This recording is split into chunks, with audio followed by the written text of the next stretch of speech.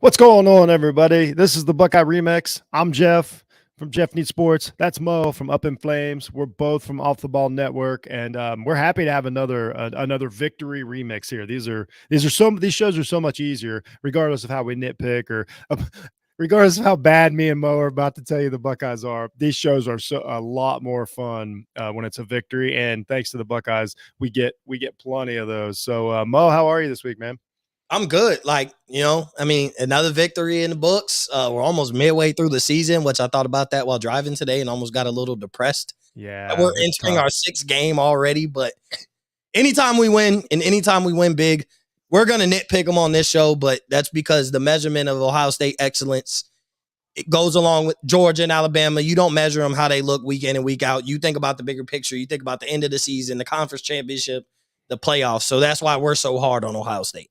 Yeah, I totally agree. So, speaking of which, we're at the part of the season. It's one game in the next 20 days, or I guess it's 19 days now. It's that weird stretch in the middle of the season to where, I know it's only one bye week, but it just feels like, and the competition hadn't been great. And so then, you're going to have this big gap, and then it's going to ramp up into the stretch run. But so without further ado, we'll kind of, get on with the bottom line is Ohio State won 49-10 over Rutgers. Played, I'd say the defensive stats were jumped out a little more than the offensive stats, overall. So it was one of those wins that I think everybody expected waking up like, we're going to win this game, and that's not always a given. I don't care what the other team is, but this, nobody in the country, nobody really talked about it. Like, it was a given the Buckeyes were going to win. And they did. I just want to preface all this before we start nitpicking. They woke up. They were clearly the better team. The defense played pretty good.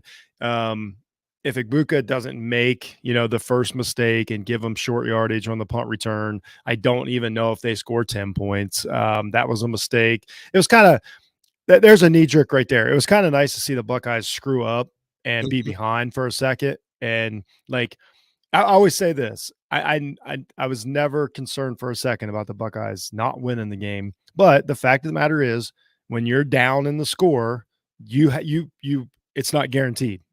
So that's we've lost a lot of that. I know you see me chirp about a lot on Twitter lately, but people have really lost track of what the scoreboard means.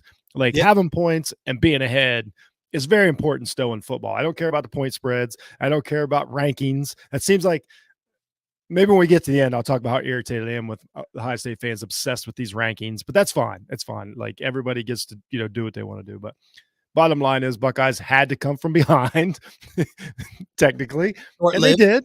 And they scored the next, I believe, I don't know if they scored. They didn't score the next 49, but they probably scored the next 35.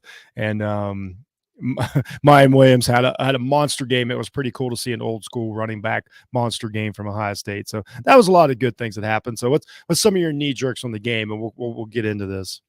I mean, like I told you pre-show, the fact that CJ Stroud probably played his worst game as a Buckeye to date, and we put up 49 points, and I get it. It's against Rutgers. We did what we were supposed to do, but at the end of the day, there's a lot of other teams that if their quarterback plays bad, they don't put on an offensive performance. They don't have a running back who steps in and has 5 touchdowns and almost 200 yards rushing. They don't have – you're missing your best receiver on top of that. So you're missing your best receiver, you're missing your starting running back, and your quarterback's not playing good, and you put up 49 points. A lot of teams don't have the luxury to be able to say that or for that to go their way, but we've been missing Smith-Njigba for the past 3 weeks.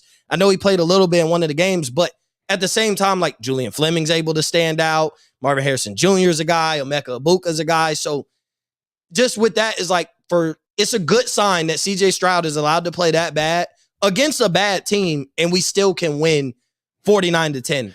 And we showed you that we can win any which way. It really looks this year, Ohio State can play with anybody because they can win no matter what. If we got to run because things aren't going in the air, we'll do it. If we have to play some defense, we'll do it. We haven't played a high-powered offense, but when I really look at the offenses around the country, it's not too many high-powered offenses that we're going to have to face in order to win the national championship. So I think just watching this is like, I think Ohio State showed that they can win either way. They showed how deep they've been showing how deep they are week in, week out. And then the defense is fixed. I mean, we struggled a little bit in the very beginning watching a running quarterback, but we tightened it up. And like I said, I mean, anytime you and me talk Buckeyes, I praise Jim Knowles. Like he's definitely an upgraded defensive coordinator, and you see it on the field. It's just different. I mean, we have a 17-year-old kid making some noise and impressing the country right now. He's supposed to be a senior in high school, and he's playing for Ohio State, and he has a name. So that's like my initial knee-jerk reaction. Yeah, and I was kind of in the same place. My knee-jerk was more negative, but still in the same breath of what you're saying as a positive is like this team looked like a team that got up that morning, and I think the first time this year, I didn't see the energy. It never looked like they were concerned. I hate to point out just a player, but it's hard not to focus when CJ Stroud is. I mean, up to this point, I don't even think it's a question mark if he's been the best quarterback in the country, and he really looked disinterested in that game. He looked like he looked like he wasn't about to take an extra hit against a bad team. I won't say he gave up on any of the plays, but I don't think he, did. So a lot of times, he works some magic and squeezes these balls in there. And I thought he knew that which this is also a good thing is like, he knew the next play, well, we can just hand it to Mayan and we can erase it. There's no reason for me to take a chance in the red zone. I was a little disappointed with the red zone offense, but overall my biggest disappointment, and I wasn't the only one that said it. Like you could just feel the energy. Like they were sleepwalking. It was a classic sleepwalking game.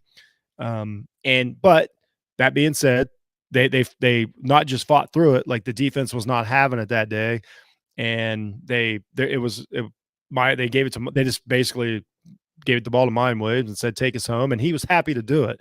And again, but we can read CJ stat, and I'm not a stat guy. He could have done whatever he wanted that game in Rutgers. If I asked CJ Stroud right now, how many touchdowns could you have thrown against Rutgers, he would have told me 8.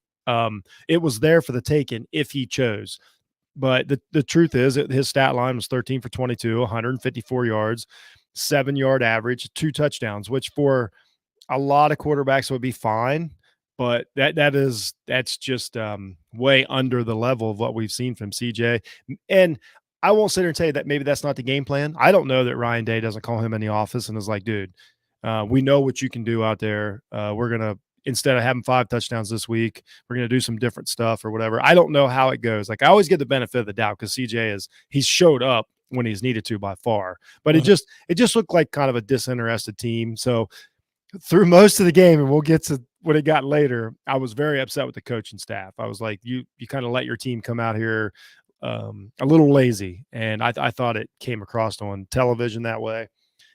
But the coach did get fired up later in the game, and his grade went up as the day went on. Yeah, but that was basically my knee jerk. Is like, I don't know how many of these you have in you. I'm very concerned about what happens when they get smacked in the mouth. I'm very concerned about what happens when they get smacked in the mouth because they will. It may be Iowa, it could be Michigan State. Somebody's going to hit them. Somebody's going to knock them down. Somebody's going to try and rough them up. And I'm curious to how they respond because they just haven't been. I don't care what anybody says about Notre Dame. Notre Dame did not physically test them that night. They rolled over them, and it may not happen. It may not happen until the last game of the season or even the playoffs. But that's my biggest concern. We'll talk about those later. So yeah, so we'll I'm kind of with you on that. We'll move on from knee jerks here because we got some kind of down the road stuff me and Mo want to take care of tonight. So we're not going to dwell too long on. And I'll say it again, a Rutgers team that I don't care about them or their feelings. Like, I'm sorry you don't like being a bad football team. That's not my fault. We will get into that here in a second. Let's do team grades real quick, Mo. I'll start. I was really low on the offense. I was really upset with them because I thought that they kind of took the easy way out, and they're like, man, instead of fighting through this complicated passing game, let's just hand it to the running back. So to me, like, as good as Mayan was and as good as the offensive line looked, that's fine. I just wasn't ready for that, and I thought it was kind of a bailout. So originally I had them way down, but then I go back and watch the replay, and I'm like, man, they were all over. They ran all over Rutgers. They threw the ball when they needed to. They were getting chunks of yardage. They So I raised this. I originally had him at like a C plus, but I raised this like a B minus, and I do grade him on potential. Like it was an A for most teams in the country, but this was not a. I don't when their yards. I know they're when their play yardage, average is down in the sevens instead of the tens where I'm used to it. I degrade him, and I degrade him for energy, and I degrade him a little bit for execution. As good as the O line was, I was a little disappointed. So what'd you give the offense? Wow, I have a lower grade than Jeff. Oh my God, what are we doing Finally, you here? get to be the bad teacher this What week. are we doing here? I have a C. But I'm giving Mike Williams an A plus individually. I am Absolutely. giving him. He played great. He answered the call, like you said. It was a bailout. Like it was like we know we're more physically dominant. We don't need to show. We don't have to put on a show against Rutgers and tell the world how great CJ Stroud is. Everybody knows that. So let's just hand it to the dog of a running back, our backup running back essentially, and let him run for 5 touchdowns and run all over Rutgers. And let's just get out of here with the win, which is what you want a team to do. But at the same time, like games like this are not preparation for the next week. Games like this are preparation where we execute, we get better. We're playing for down the line. Like, and a lot of teams play week to week, but Ohio State and Alabama and Georgia, those very few teams that are in the playoffs or in the playoff hunt every year, even Clemson, like you're not playing against Rutgers and all right, we just need to make it through next week. We need to continue to build because it's down the line. But I give him a C. I mean, CJ Stroud played bad. Like I said, it's probably his worst game as a Buckeye. But like I said, in all that, the offense still put up 49 points. So, I give him a C. I think it was balanced. But like you said, like if I gave an individual grade, Mike Williams is, he's an A plus. He played amazing. Yeah, he was great. Yeah, it was great. It was fun to watch it too. I was very happy for him. It's not to say that it was bad, but it was just below standards. CJ threw it. Actually, he threw a terrible interception. That interception, he had no business letting go of that ball. He knows better than that. It just, what? I was just one of them games to where, but also here's what we all said before the game: go in there, get your win, get out of there. No questions asked, no drama. You know what I mean? Like the game was really never in question. So they did 75-80% of what we needed for them to do. So that's a positive, but it's just hard to watch this offense when you know what they're capable of. And, it's like, someone takes their brand new Corvette and, drives at 45 mile an hour from point A to point B. Yeah, you got there, but yeah. it's like, show us what it does. Yeah. Like you got the nice car, but you took the safe route and went down the street instead of putting that thing on the interstate and showing us what it really does. But also that is a good test for, like, I will say this, like, as I think through it, like that is going to come in handy for the offensive line in the future of like run play after run play after run play, rather than what they're used to is maybe a good running play and then it's a touchdown. Yeah. So I don't think that, I guess if they would have thrown it too much and had the ball in the air the whole game, we'd be sitting here today saying you got to get that running game going, because I kind of said that for, they ran a good RPO play on one of the touchdowns. I think it was Mayan's. I want to say it was his third touchdown, might have been his second. They actually ran an RPO to where, again, CJ would have been wide open to walk in the end zone. He doesn't have to, though. I mean, it's his choice to. The running back's going to get in, but at least they showed it. And that's going to be, I've been saying I guess, what are we up to now with him? About 14 or 15 games that eventually that's going to be wide open. He's going to walk in the end zone. We'll see if it ever happens. I think it will. So, that was a good thing too. They showed some decent play action passes overall. And in the offensive line, it looks like they're gelling and playing really good together. So I'm very happy about that.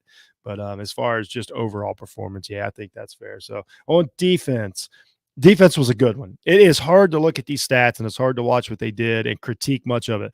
And I'll give my critiques here in a second, but I gave them an A minus because your job is to not let the other team do anything. And they didn't. They didn't give Rutgers anything.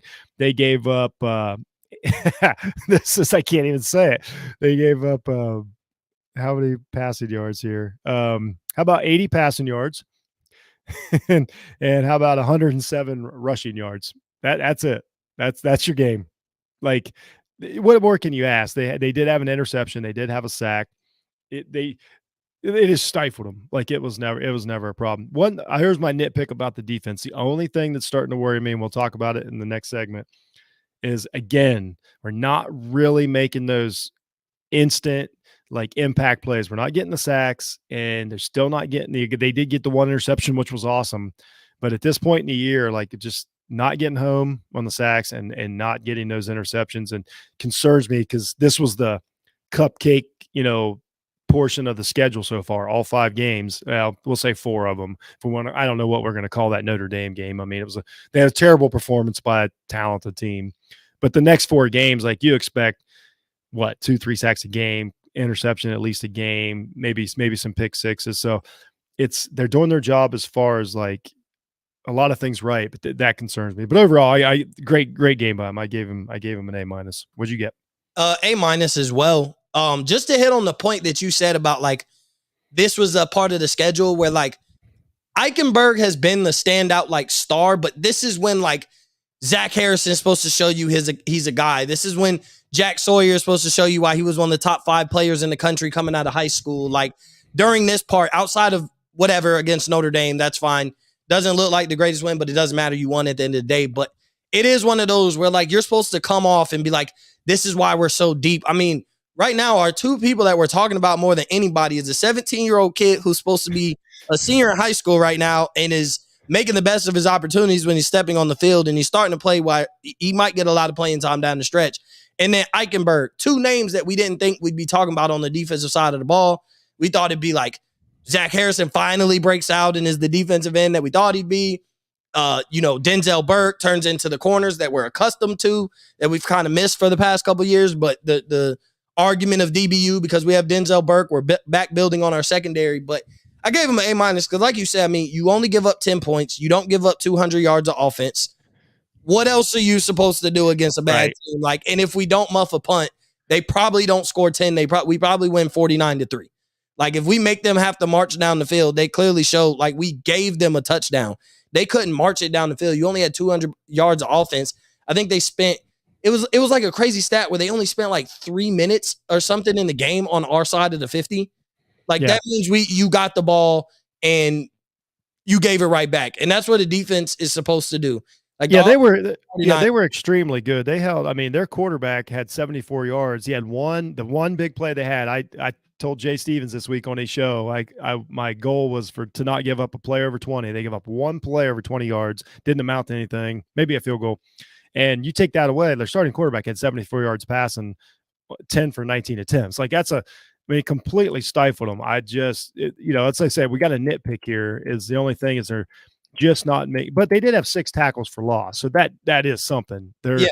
Here's what they did last year, and they're not doing it this year. Last year, they hit the guy in the backfield, he got away and got a first down. And it's just not happening this year, which as a Buckeye fan knows, to see them make the tackles when not give up the big play after broken tackles is as good as a sack. I'm grading them like you are. I'm looking, if you're playing Georgia, if you can't sack Stetson Bennett, you're going to lose. If you're playing Alabama and you can't get to Bryce Young, you're going to lose. If you can't get to McCarthy and from Michigan, he's going to get out there. He's going to cause trouble if you can't get him down. And I know they throw the ball away. I get it, but still, getting the guy throwing the ball away saves yardage and so on and so forth.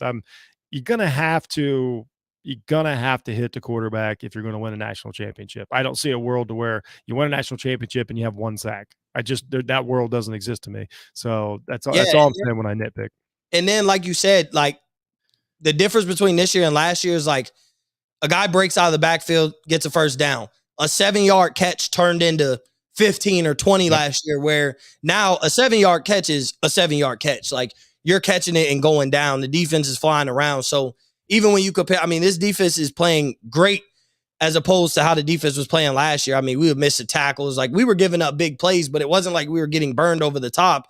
It was a 7-yard catch that turned into 25 yards because we missed 1 or 2 tackles, where now these guys are catching 7 yards and we're forcing that 2nd and 3. Yeah. And then you have a tackle for loss and now it's 3rd and 8 as opposed to what was supposed to be 2nd and 3 was another 1st and 10. What was supposed to be 2nd and 5 is another 1st and 10. So I definitely got to give credit. You could tell Jim Knowles came in there. You could tell when he took the job, he watched tape and was like, what was the problem with the defense last year? Because we have a lot of the same players. So he watched tape and was like, why were they not getting it done last year?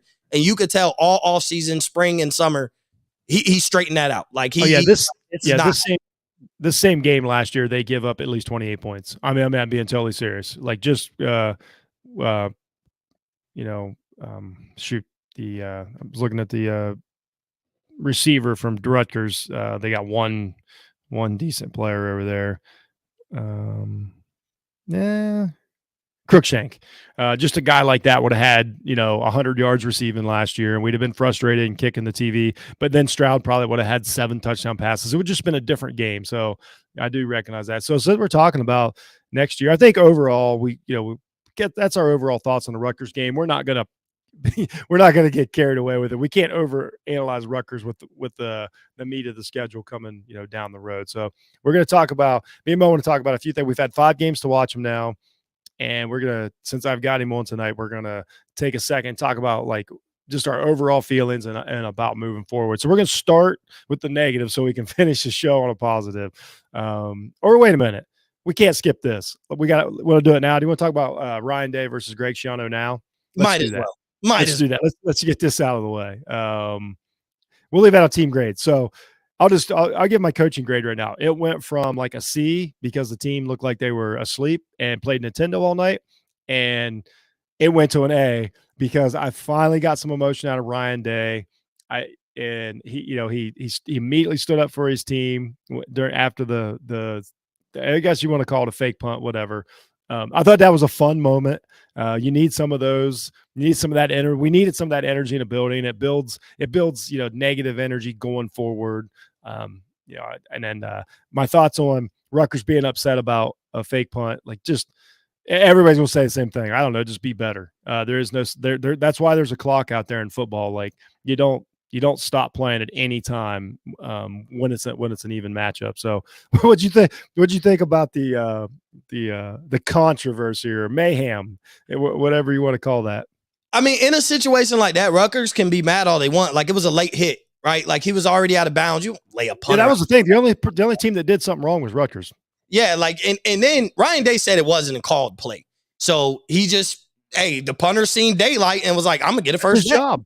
Yeah, I get an opportunity to get a first down and make a big play and kind of towards the end of the game, get us hype and leave on a good note, right? Like, because everybody would have got, if it wasn't no late hit, it just would have been everybody tapping the punter's head, good job. But because of the late hit, but what you like to see is you always like to see a coach get heated like that.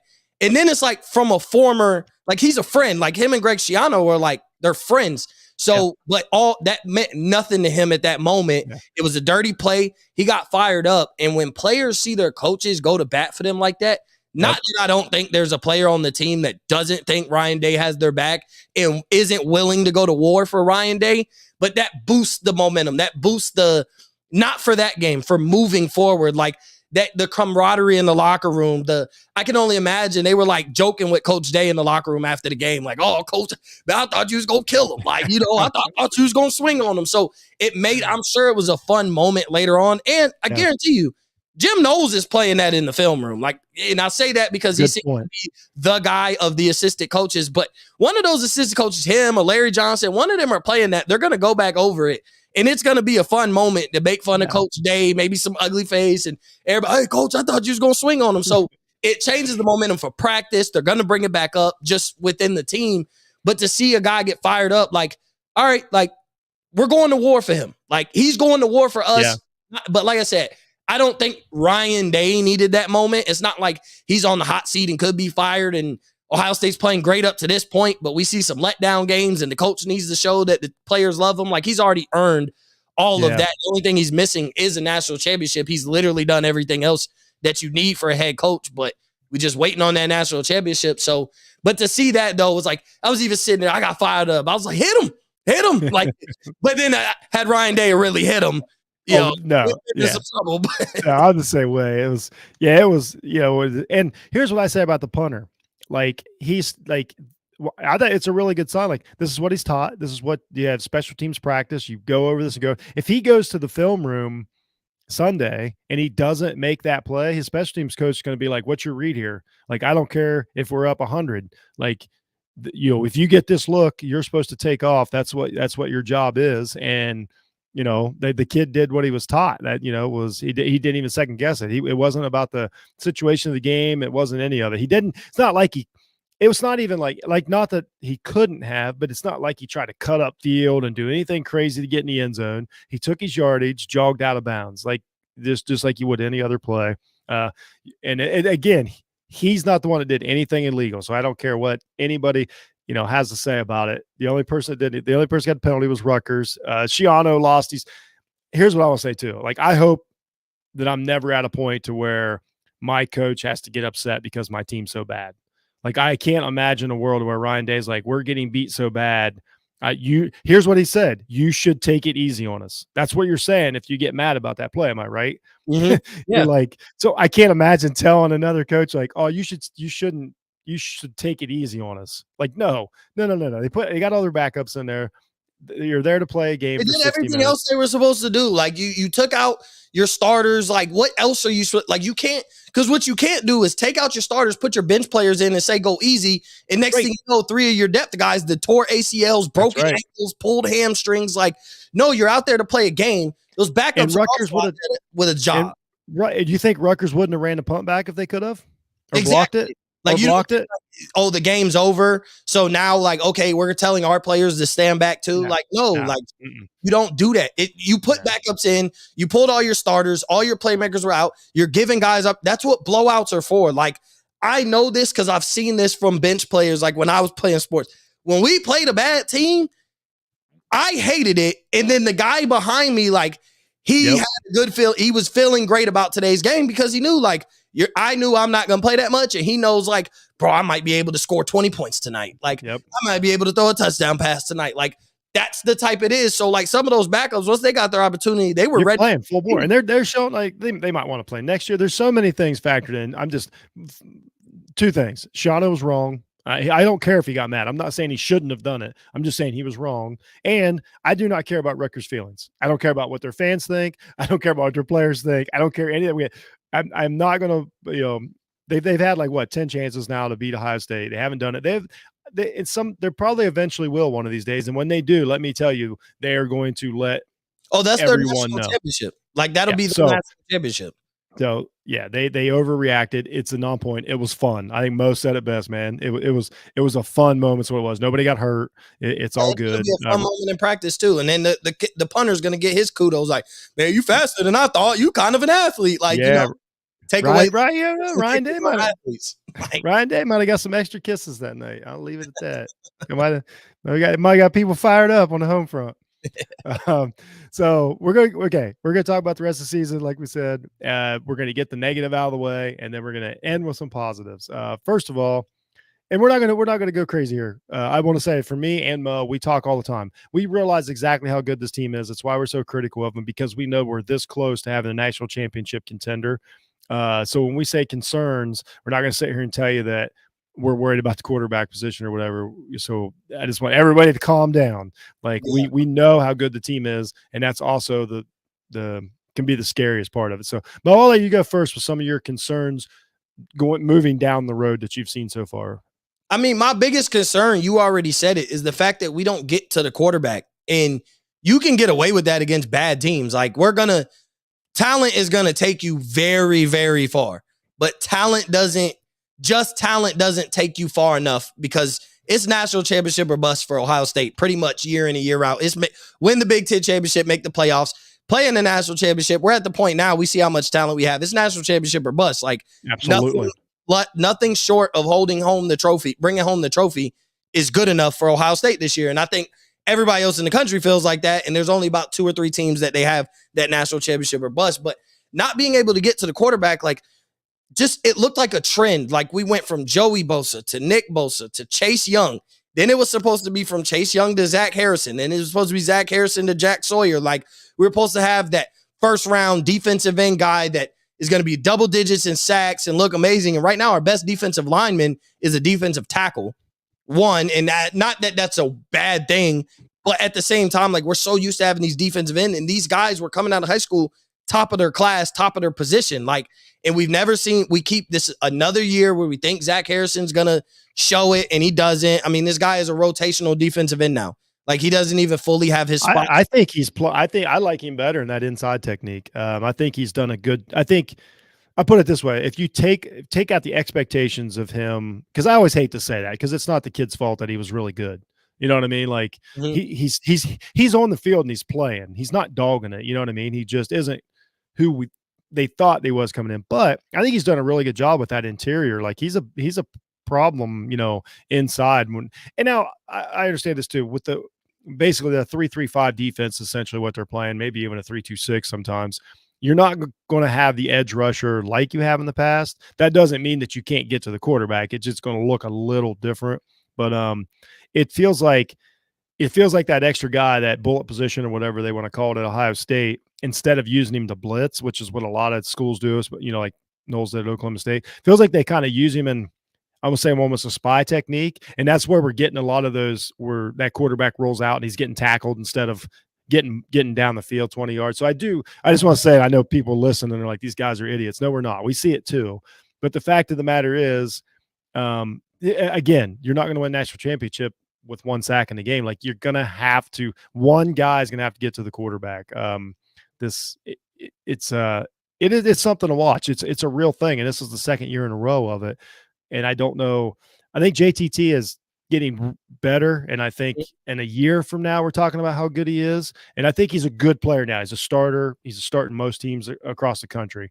But as far as nitpicking, like these guys are good. We're waiting for that one great guy. Like, they're not disrupting. Good. And they start everywhere else. They're good. They're playing good. We're waiting on one of them to play great. Like we're waiting on that.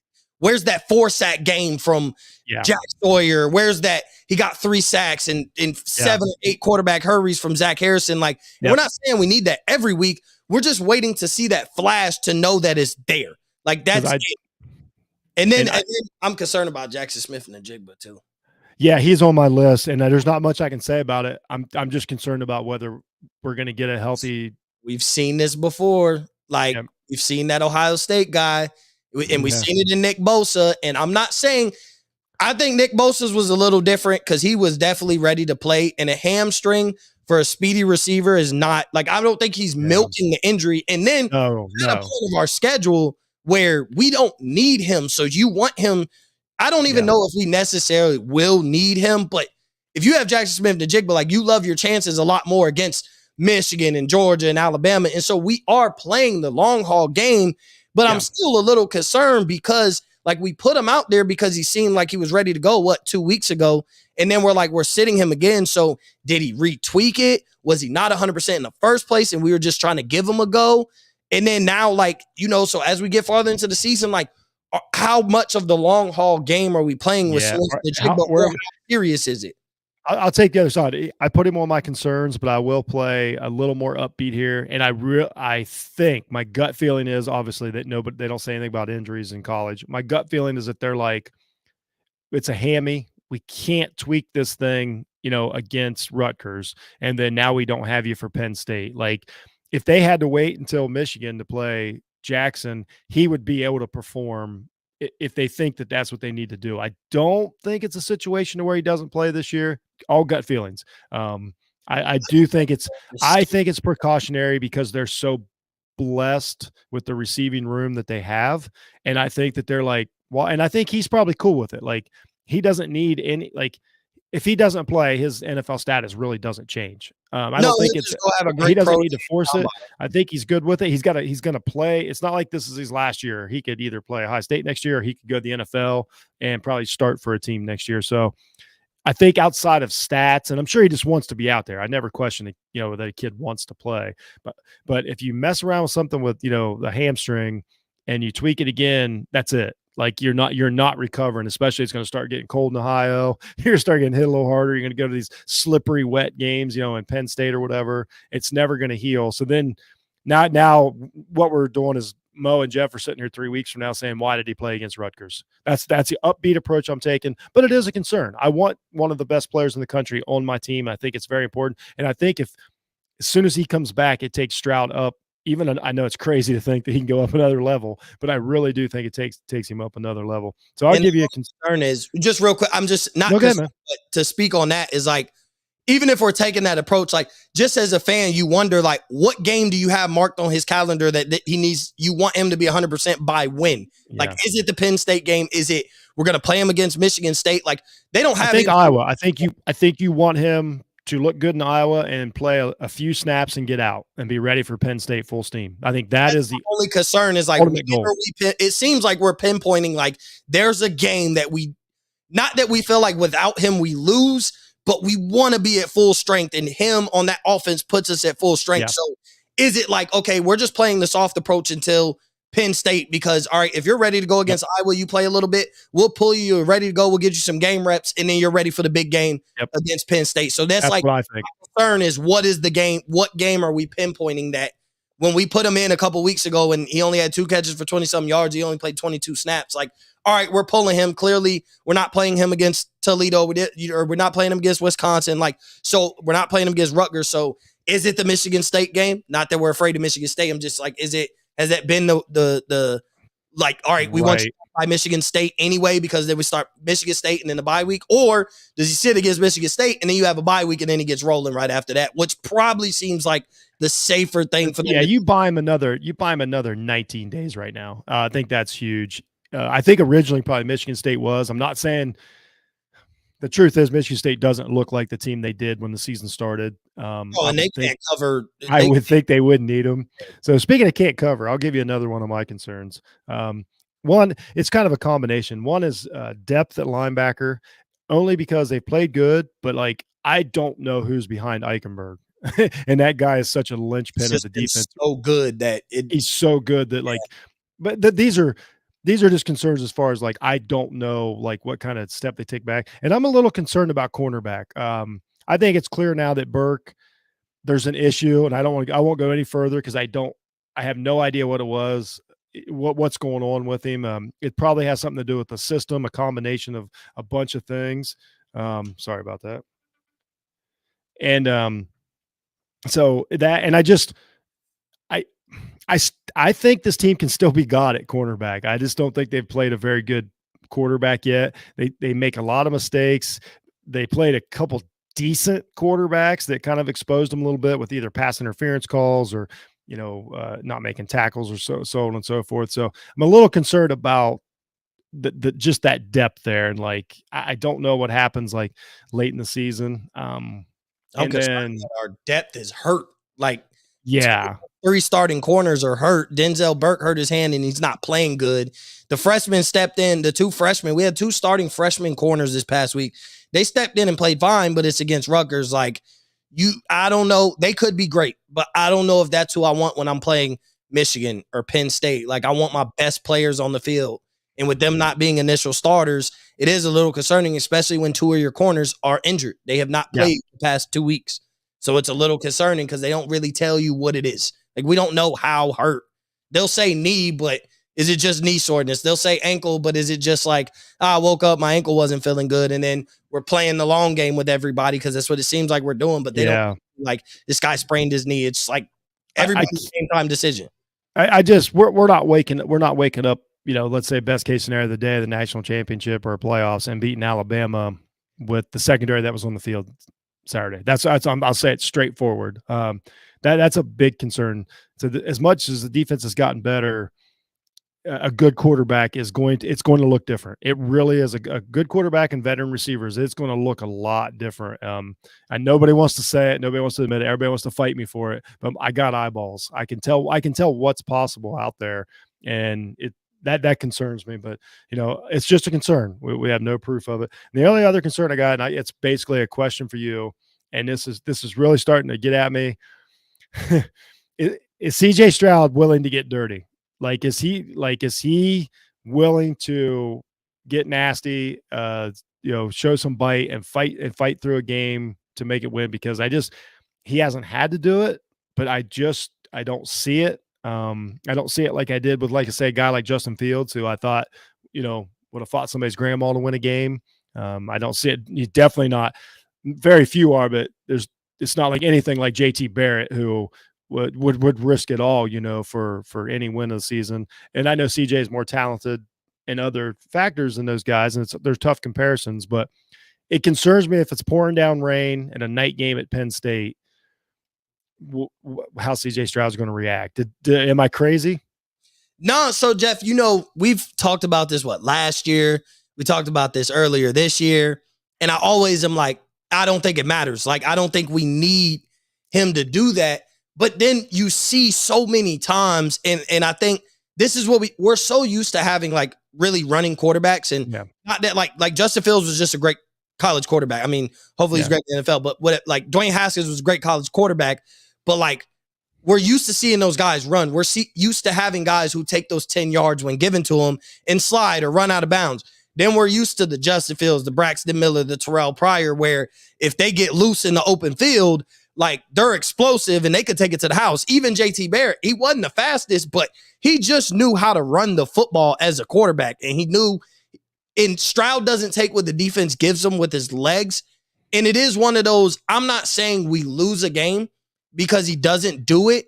It's just when you have the type of quarterbacks that Ohio State has, you would like to see it. Like, you would like to see him do it, and he doesn't do it. He had an opportunity the one time when you said he could have walked into the end zone, and then he had one where he rolled out, and it was like, bro, you have about 7 yards in front of you. That's the play that the sideline was open. Like, it was fine for you to go to the sideline, get 7 yards, and go out of bounds, and he still was looking to throw, and then got sacked. Like, it was barely a sack, but like you still got sacked. Like, you took the sack. Mm-hmm. I was concerned that it almost seemed like, I don't want to say afraid, but like you have so like no interest in running. It's like any quarterback. I mean, even Tom Brady will take a couple yards if you give it to him every 5 years, but still, like, he has shown zero interest in running. Yeah. And that does change the offense a little bit because there is no threat on the RPO. There is no third threat, which we talked about. If he fakes the handoff, he's either faking the handoff and throwing it, or he's giving it to the running back. But there is no concern for a defense of a quarterback keep, and he kills you for 15, 20 yards that we are accustomed to seeing outside of probably Dwayne Haskins. Everybody else could run. Everybody else, even Dwayne Haskins would take that 5 yards because he was a big body and he'd get that first down. So it is starting, as I'm starting to see it more and really pay attention to it, it's like, it's a little concerning because sometimes, bro, we don't need that impossible throw that we know you can make. Just give us the 10 yards in the first down. The defense is giving it to you, so give it to your offense to get there. And I'm telling you, if CJ Stroud ever ran for a 30-yard run, the offense would go crazy. The players would go crazy if CJ Stroud ran for like 30 yards. Like, I think that would put a different type of boost in the offense. So I'm hoping I just know what's coming. He doesn't have to. I live in the Midwest. They do not play in a dome. I know what's coming, and I know that teams are – their goal is we already saw it. We saw the game plan last year against Michigan. That's what these good teams are going to do to Stroud. And I don't know how he responds. I'm not going to sit here and tell you that the kid can't do it. I absolutely will not say that. He's the best quarterback in the country. I've said it 100 times. I don't want anybody else behind center. I just, in that one game when we really need him, that's just a concern. That's all. It's not like it's not like I'm calling my shot. It's just a concern. That's all. You got any other concerns before we move on to the good stuff? No, not really. Awesome. Well, it's hard to be concerned about a team that blows everybody out of the water every week. I know we sound negative. It's just because we really wanted a national title. And I say this. I think maybe Ohio State could have got Georgia Saturday, which was the first time that I thought like they were like, okay, I see the possibilities now after we saw what Georgia did against Missouri. And I don't think they beat Alabama Saturday, but I don't think it's light years apart. I just think there's some positions that Ohio State's a little, I'll say young in. I won't even say weak in, just young in right now. So, but I don't think it's out of the world of possibility. And I think, you'll talk about it in the college football show. Clemson, I think, is a little tougher than people are giving credit for, in my opinion. Pac-12 looks better. Big 12 is all right. I don't think it's going to be the cakewalk that everybody said it was at the beginning of the year, but we covered that on my show not too long ago. Like, there isn't that gap at the top that everybody tried to tell us there was. That's for sure. Back to Ohio State. Now we're going to talk about the overall strengths and the positives moving forward. So I'll start with one. Defense is better. They actually are, I will quote unquote fix, like Mo said. That was the number one. I will go so far as to say that was the number one question in college football coming into this year was the Ohio State defense. That's everybody talked about on every show, every platform. They are better. Are they perfect? No.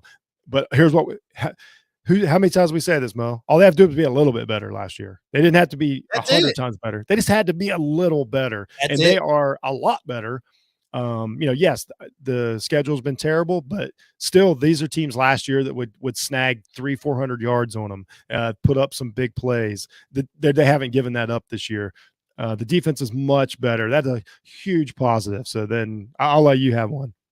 Oh, I mean, it's still the strength of the matter is we have the best receiving group in football, minus our best receiver. We still have the best wide receiver room in football. We have arguably the best 1-2 punch at running back. And we have what I don't even think has been close, the best quarterback at college football. And we have a top 5 offensive line in college football.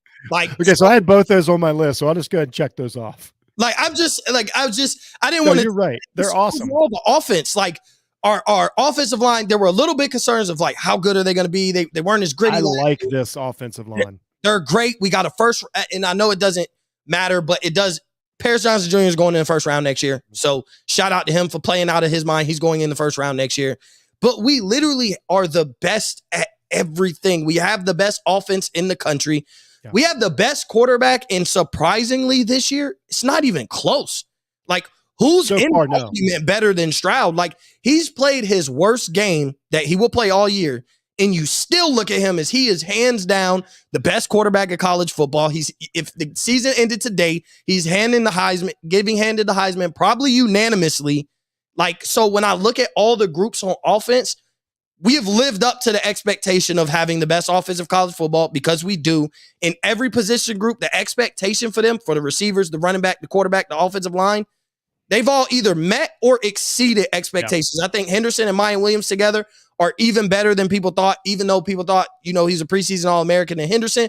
Mayan Williams is a dog. The receivers, if you would have said JSN went down, you'd be like, then we have a little bit of questions. We don't know how good Julian Fleming really is. Yeah, well, he's great. So is Abuka, and so is Marvin Harrison Jr. So I just look at the offense, and I'm like, they are as good as advertised preseason. And when you really look at one side of the ball for anybody, I don't think anybody else has met expectations, especially lofty expectations that Ohio State had. They were expected to be the best offense in the country. They are. I don't think any other team can say that one side of the ball has been exactly as good as the whole country thought, especially when you're talking about the best.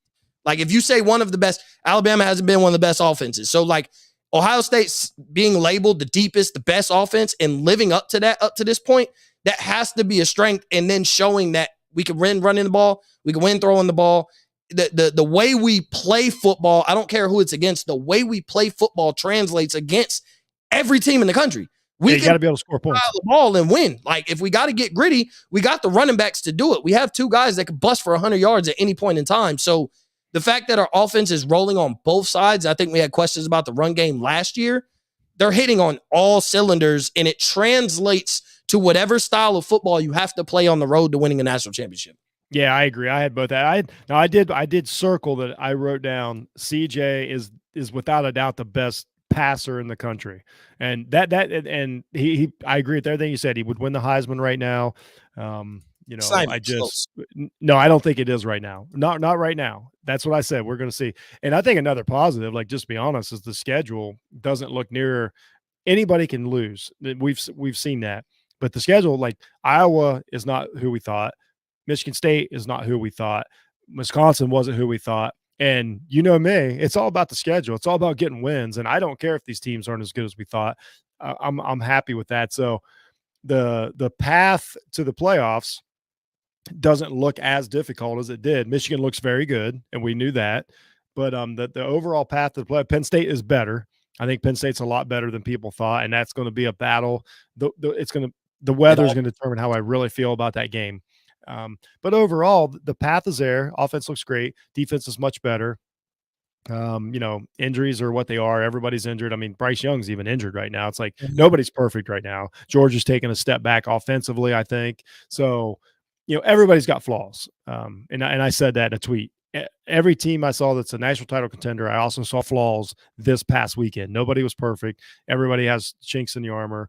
And so, but the Buckeyes are very, very good. And I do agree with people. There's whether I don't really care about rankings too much, but everybody with the argument that Ohio State really should be ranked number 1 just based on the past and how they evaluate teams and point difference and all that. I totally agree with that. I'm not saying they should be number one, but if they were number one, I'd be like, it makes sense after, how we've seen Alabama struggle versus Texas, which whatever now. And then after we saw Georgia. So I just want to tell everybody like this listening, I hear you. If you want to tell me Ohio State should be ranked number one, I will tell you that. If you ask me if I think we play a imaginary, 16 team tournament tomorrow, I don't think right now Ohio State wins it, but I don't say they don't have a chance. I just don't think right now. I just don't think physically, just maturity wise, they're quite where like Georgia's defense is or Alabama's defense is. And I think that would be my difference at this moment. But we'll see. If you ask me Saturday night, could they beat Georgia? I think so. Jeff, I'm going to say it. I think so. I'm going to say it. We're the best team in the country. That's fine. I just told you I don't disagree with you. I know you know it, and I know like even right now, you got to be conservative. Like we gotta, we don't want to scream it at the mountaintops because that's when things start crumbling. That's when the avalanche falls and you cough up a game. But when I watch, and I'm gonna say it, and we don't have to spend time on it. I'm just gonna say it, and I know you agree. If Ohio State played Kent State and took till 5 minutes in the fourth quarter to win the game, 100%. and then turns around in Rutgers, like essentially our past, not Wisconsin, but if we played Arkansas State, it took us to amazing performance in the fourth quarter of 5 minutes to go for us to be like, "Ooh, we made it out," and then turn around and play Rutgers and win 26-22. Not only are we dropping from 1 to 2, we're dropping from 1 to probably 4 or 5 with the way other teams have looked. So that's all I'm saying. So even I agree with that. That's what I'm saying. I'm sitting there telling you, I totally agree with that perspective. I don't just because I don't call them the number one team, they have every right to be called the number one team. But you know me, I vote on. I look at winning the championship. So do I agree that the AP should vote them number one? I actually do, based on their standards, like you're saying. Do I think that they're the best team in the country? I don't think so. Like this Saturday, I don't think so. But they don't play the playoffs this Saturday. Once I see these defensive backs, get into rhythm. If Denzel Burke was playing like he, did last year in some of those games, I probably would tell you that. But I've got to see it out of that secondary. Like I just imagine if I'm playing Bryce Young, I think the yards are there. I don't know. We'll see. Yeah, it's just I'm on the limb. Like I know nobody has looked to me clear cut number one, but because of that, if we're picking apart everybody to figure out who the best team in the country is, you can't kill Ohio State the way you could. I'm not going to kill Georgia. At the end of the day, they're 5-0. Like you said, only thing that matters is the loss column. They ain't taken one yet. They've had some uh-ohs, but they haven't taken one yet. But picking that way apart, and it's the Ohio State fan in me taking the analyze hat off. I know if that was Ohio State, I know where we would be sitting right now. So that's like the SEC bias is real. And that's very true. And it's the championship. It's the national championship bias because I remember, after 2014, Ohio State that 2015 team looked bad for most of the season. They just could not get it together. They couldn't figure it out, but they left them up there to give them a chance to repeat. So there is some precedence here as far as defending champ. I mean, they did the same thing with Ohio State until they finally lost against Michigan State. And I mean, honestly, if you tell me that's what this Georgia team is kind of leaning towards, I believe that if they don't figure out the mishaps in the offense, that they could be looking at some stupid upset out of nowhere, even as great as as great a team as they are. So I do agree with that, but I will say that 2015 Buckeyes, like they weren't good. They didn't even know who their quarterback was going to be, but as long as they kept winning, they did give them the benefit of the doubt.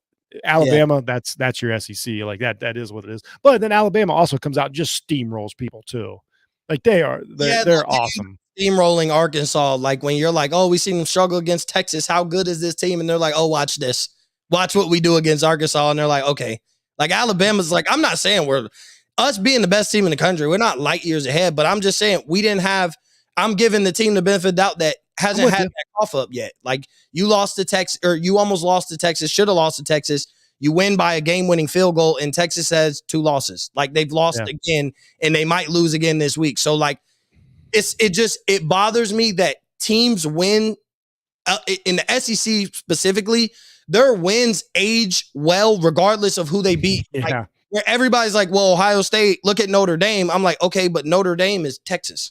Like, Notre Dame lost to Ohio State. They've taken another loss. That's fair. Texas lost to Alabama. They've taken another loss. Like, Notre Dame is Texas.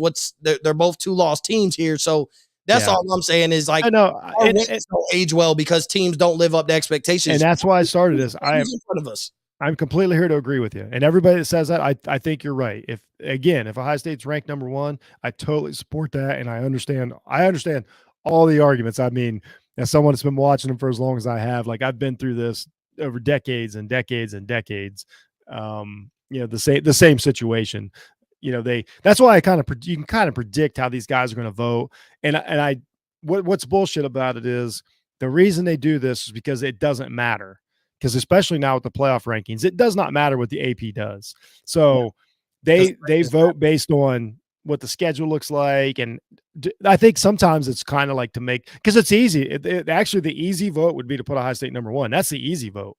Like, all the numbers just lean that way. So you have to make a concerted effort not to. So if everybody just like goes down to, right now, it should be Ohio State, Alabama, Georgia, Clemson. I think that's the way it should be, just by the way they've done it for decades. But it's not, because they got to have fun with it, and their vote doesn't matter anymore. And it really upsets these old sports writers that their vote doesn't matter anymore because of the playoffs. And so they do different things, and they try to make waves, because when the playoff rankings come out, it'll be different. It'll be just like 2019 when Ohio State was number 1 coming out of it, because everybody said the same thing that you just said, is like, whatever team looks the best at that point, that's who they're going to put there. Like right now, Alabama is better than Georgia. Like, I flipped that this week. I finally seen enough out of Georgia that I'm like, Alabama will beat them right now because their offense is just in better shape. I want to see that game. I'm here for it, but things like that. So yeah, I totally agree. But overall, it's good problems to have. We don't have to worry about it. This team has its own path. Doesn't matter what they're ranked or where they're ranked right now. A lot of that's conversation, but that's what we do, is have conversations about it. It wouldn't be fun to be on here and be like, well, we'll see what happens at the end of the season. So that's kind of it. I think the season looks really good. I think they've got a great path. I think they should win every game left on their schedule. All these things, like the West looks terrible. Like, even if you want to project to like a Big Ten championship game, it doesn't look like the opponent.